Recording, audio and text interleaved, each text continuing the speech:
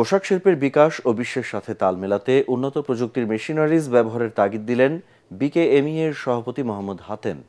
সন্ধ্যায় রাজধানীর একটি অভিজাত হোটেলে ইন্টারন্যাশনাল নিটিং মেশিনারিজ এক্সিবিশনে কথা বলেন তিনি।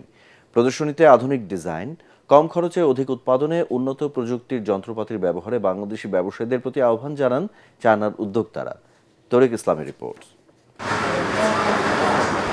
বিশ্বের শীর্ষস্থানীয় নিটিং মেশিনারিজ নির্মাতা প্রতিষ্ঠান চীনের কাইকি ও সুয়াংফু প্রতিষ্ঠানের উন্নত প্রযুক্তির আধুনিক সব মেশিনারিজ নিয়ে রাজধানীর অভিজাত হোটেলে অনুষ্ঠিত হয় ইন্টারন্যাশনাল নিটিং মেশিনারিজ এক্সিবিশন।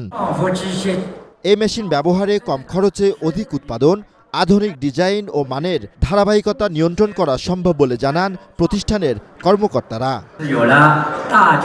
এই এক্সিবিশন শুধু প্রদর্শনী নয়, এটি একটি সুযোগ যা আরএমজি খাতের ভবিষ্যৎ কাঠামো গড়ে তুলতে পারে। এই মেশিন বাড়াবে উৎপাদন, কমাবে মেশিন ডাউন টাইম, কমবে অপচয় ও বিদ্যুৎ খরচ।